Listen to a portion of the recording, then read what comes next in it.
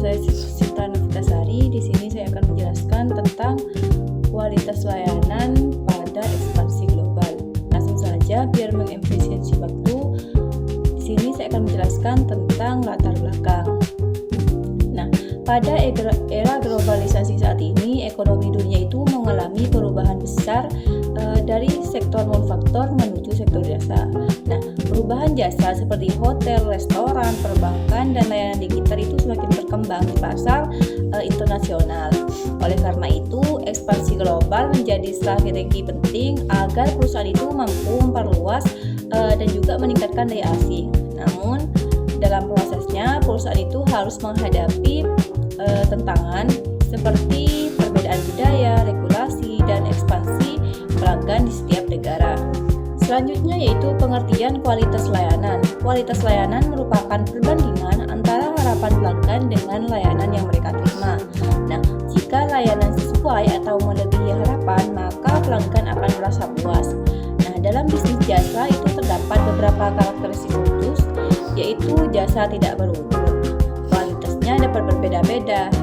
Proses produksi dan konsumsi terjadi bersamaan, serta jasa tidak dapat disimpan. Karena itu, menjaga kualitas layanan itu lebih sulit dibandingkan produk fisik. Selanjutnya yaitu gap model atau parasuraman.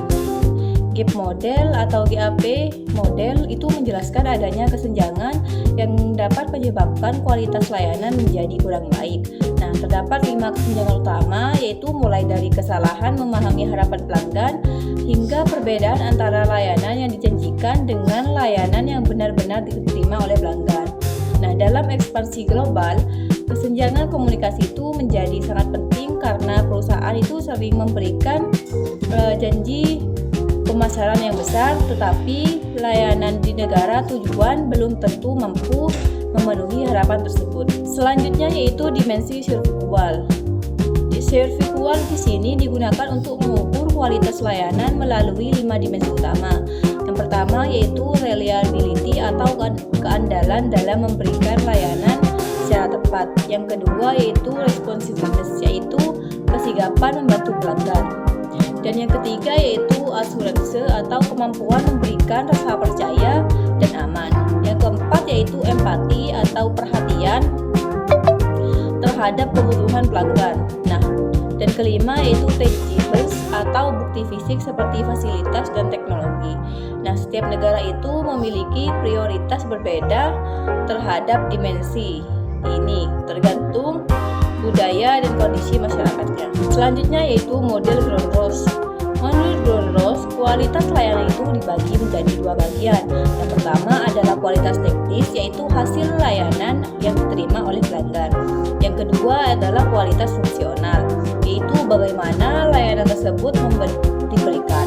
Nah, selain itu, perusahaan itu mempengaruhi penilaian pelanggan. Nah, jika perusahaan memiliki reputasi yang baik, pelanggan biasanya lebih mudah memaafkan kesalahan kecil dalam pelayanan. Selanjutnya yaitu pengaruh budaya terhadap pelayanan, di mana budaya ini memiliki pengaruh besar terhadap harapan pelanggan.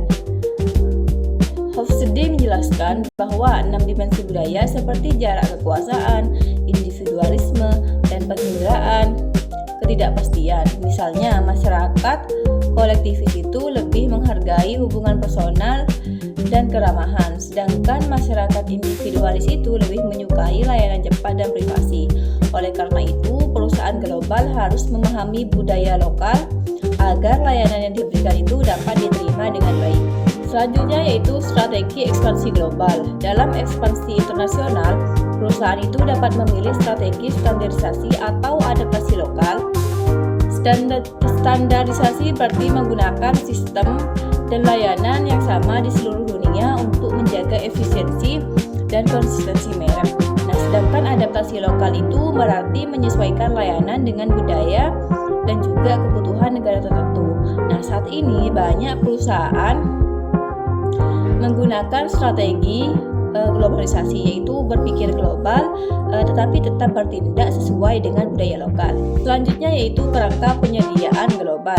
Nah, agar layanan global itu berjalan dengan efektif, perusahaan itu membutuhkan beberapa elemen penting. Yang pertama yaitu model operasi yang mengatur struktur organisasi global. Yang kedua yaitu manajemen kinerja global, yaitu menggunakan KPI untuk menjaga kualitas layanan. Yang ketiga yaitu tata kelola hubungan antara kantor pusat dan cabang. Dan keempat yaitu pengembangan karyawan melalui pelatihan lintas budaya agar mampu melayani pelanggan dari berbagai negara. Selanjutnya yaitu Total Quality Management atau biasa disebut dengan TQM. Total Quality Management itu adalah pendekatan manajemen yang meningkatkan perbaikan kualitas secara terus-menerus. Nah, dalam TQM ini semua bagian organisasi itu harus terlibat untuk mencapai kepuasan pelanggan. Nah, beberapa alat yang digunakannya diantara lain fishbone diagram untuk mencari penyebab masalah, dan juga Pareto analisis untuk menentukan prioritas masalah, serta blueprint untuk memetakan proses layanan. Nah, di mana dengan TQM ini perusahaan dapat menjaga kualitas layanan secara konsisten. Selanjutnya yaitu hambatan ekspansi global. Ekspansi global tentu memiliki berbagai hambatan. Hambatan bahasa sering menyebabkan miskomunikasi antara perusahaan dan pelanggan. Selain itu, setiap negara memiliki aturan hukum dan regulasi yang berbeda, sehingga perusahaan harus mampu menyesuaikan diri. Nah, perbedaan budaya bisnis juga menjadi tantangan karena cara komunikasi di etika bisnis di setiap negara itu tidak selalu sama. Nah, jika perusahaan gagal memahami hal tersebut, maka kualitas layanan dapat menurun. Baik, selanjutnya yaitu tren masa depan tahun 2025.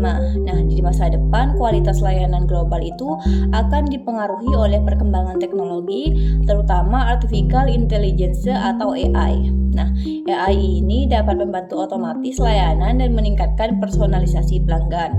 Nah, selain itu, perusahaan juga mulai berfokus pada customer experience atau pengalaman pelanggan agar mampu bersaing secara global. Nah, tidak hanya itu, aspek keberlanjutan dan dampak sosial itu juga menjadi perhatian penting dalam menilai kualitas layanan suatu perusahaan. Baik, dari beberapa penjelasan yang sudah sampaikan itu dapat saya simpulkan bahwa kualitas layanan itu merupakan faktor utama keberhasilan ekspansi global perusahaan.